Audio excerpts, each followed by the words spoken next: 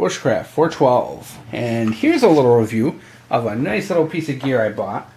I bought it along with the Smith & Wesson Hunter, and it was just kind of one of those extra things I had my eye on for a little while, and finally decided it was time to buy it.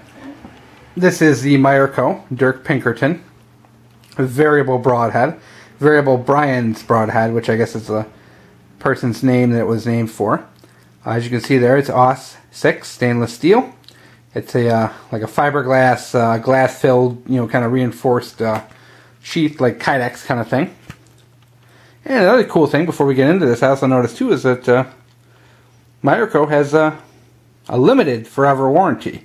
It's against mechanical defects and whatnot, but I just thought it was cool that it does have a warranty.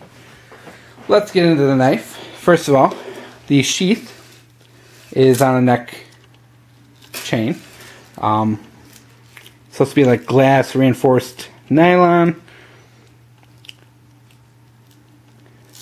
It's got a couple of rivets in there, so if you don't want to use it as a neck knife, you can find different ways to rig it up.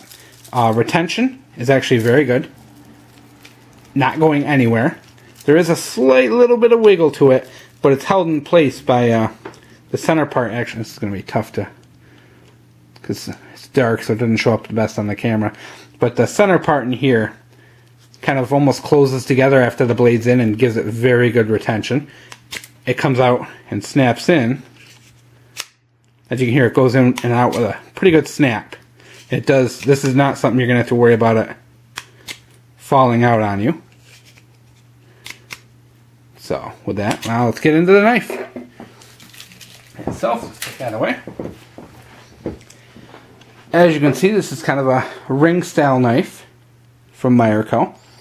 The blade is a little over an inch, maybe an inch, inch and a quarter. Finger hole and paracord wrapped handle. And from the looks of it, from peeling this back a little, you can see that there's actually a hollow cutout in the center in which they wrapped it. So very cool. So if you take this off, there will be a cutout in the center there. Which we'll get to that in a minute as to what that's useful for.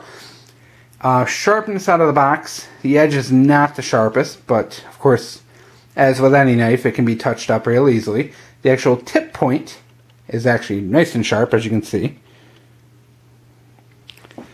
We'll get this to focus so you can see this a little better, hopefully. There we go.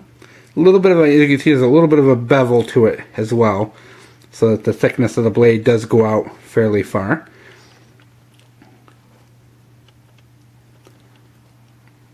Now let's get into uses of this knife. Number one, of course, this is pretty much a self-defense item. It lends to being able to put in the hand with multiple grips. As a stabbing weapon, maybe slashing as well. Probably won't be as effective as a slashing. This isn't something you're going to haul off and give someone a haymaker punch with. This is something you're going to be bam, bam, bam, bam, bam, short little, strokes that are just going to poke, preferably in bony areas that are really going to hurt, and draw the most pain out of an attacker. As you can see, multiple grips. Use it for like hammer strikes. Very cool little item for self-defense. But I didn't buy this for self-defense. I could definitely use it for it, and nothing wrong with it. But I bought this with the implications of a shit hits the fan prepping item. One, because it's a self-defense item, but two, as it says in the title, it's a broadhead. Now, when I bought this, I thought it was going to be a little lighter than it was.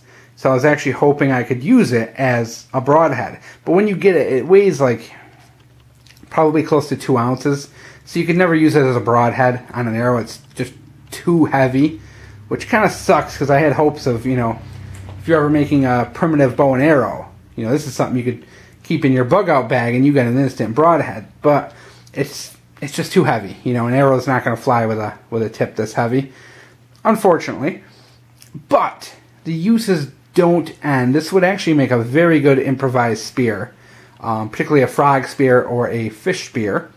Plus, not only that, but if you put this on a long stick, it makes a good self-defense weapon because you have something, you can give yourself some good reach, and you got a good poking weapon, if you're trying to fight off a crowd of people or whatever, So I think it's a lot of versatility in this. And then, you take this paracord off, and you have that cut out, so your capability of fixing this onto a stick or a pole or a mop handle or anything is a lot better because you can tie this up in many different ways. But I think probably the best way to do this would be to split a log, put it in, and then use the actual hole to tie it into, secure it to a stick. But I like this versatility though, in that, if you've got this in your bug out bag, one, you have, a means of self-defense. Now, granted, it's not the best because you're not going to do a tremendous amount of damage with this, I mean, you could kill someone with this, no doubt. You get someone in the throat, you get them in a major artery,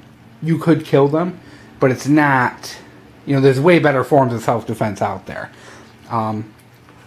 So in a bug-out bag, this acts as self-defense, but it also acts as a way to help get food. Like I said before, you can use it as a spear, a tip for an atlatl, or some other primitive weapon. But not only that, but you think about it this way. If you're making spring snares or spring-loaded traps, you can incorporate this into it, You can, if you're making, some kind of trap and you're having a stick and, boom, and it goes down and stabs the prey, you can do a lot with this thing. This is just coming up off the top of my head, but traps, spears, fishing spears, frog spears, atlatls, and then just, even, your self-defense. This is a pretty cool little item for $10. Now, $10 will get you, an okay knife, but this right here, I think, has a nice little versatility for such a small object. So I'd say, if you're prepping SHTF and looking for something small to add to your kit, that you can throw on the bottom of your bag and forget about, this is a pretty cool little item too. Plus, it's it's AW6 stainless steel, which is a decent stainless steel. You can just throw some some oil on this, and you don't got to worry about it corroding, and it should stay rust free for quite a while if you take care of it. It's got a pretty good coating on it, so it shouldn't need much for oil to keep it from rusting. So, like I said, this is something that's going to go in the bottom of my bug out bag, and if it ever comes that time when I need it, this will be a cool little thing, both as a very concealable weapon, but also a great little tool in the wilderness for getting game. So, very neat. Really glad I bought it, and hope I never have to use it. So it is Bushcraft 412 with the Meyerco variable broadhead.